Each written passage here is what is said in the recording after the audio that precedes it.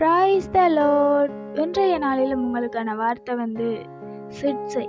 தகப்பன் தான் நேசிக்கிற புத்திரனை சிட்சிக்கிறது போல கர்த்தரும் எவனிடத்தில் அன்பு கூறுகிறாரோ அவனை சிட்சிக்கிறார் என்று நீதிமொழிகள் 3:12 சொல்லப்பட்டிருக்கு. சிட்சை என்றது ஒரு பனிஷ்மெண்ட், ஒரு சிறிதான ஒரு கண்டிப்பு அப்படி சொல்லலாம். தகப்பன் தான் நேசிக்கிற புத்திரனை சிட்சிக்கிறது போல எல்லா தகப்பனுமே தன்னுடைய பிள்ளைகளை நேசிக்கிறார். அந்த இடத்துல நேசிப்பதற்கு ஒரு அடையாளமாக சிட்சை, கண்டிப்பு காணப்படுகிறது.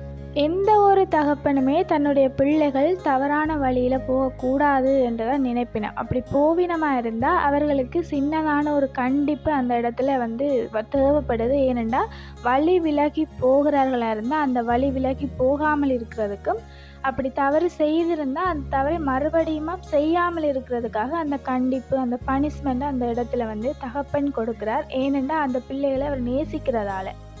அதே போலதான் ஆண்டவரும் எவர் மேல் அன்பு கூறுகிறாரோ அவர்களை சிட்சிக்கிறார் என்று சொல்லப்பட்டிருக்கு. எங்களுடைய வாழ்க்கையில ஆண்டவர் எல்லாரையுமே நேசிக்கிறார், யாரையுமே அவர் நேசிக்காம விடையில.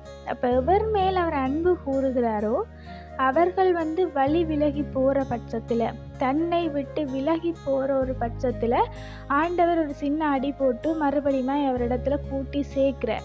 சிட்சை எங்களுடைய வாழ்க்கையில் தேவைப்படுது. ஏன்னா சிட்சை, கண்டிப்புகள் இல்லாட்டிக்கு நாங்கள் தவறான வழிகளில் போயிடுவோம். அப்போ அவருடைய சிட்சையை நாங்கள் அற்பமாக எண்ணாமல் இருக்கோம்னு யோபுலன்னு சொல்லப்பட்டிருக்கு.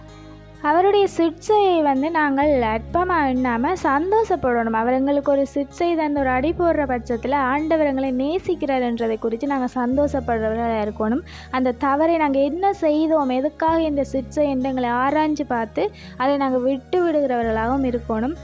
அதே நேரம் ஆண்டவர் எங்களை நேசிக்கிறார். அப்போ அவரை நாங்கள் இன்னும் அதிகமாக நேசிக்கிறவர்களாக இருக்கணும். அவருடைய சிட்சைகளை நாங்கள் ஏற்றுக்கொண்டு அவரை விட்டு விலகி போகாமல் அவரோடு கூட இருக்கிறவர்களாக இருக்கணும்.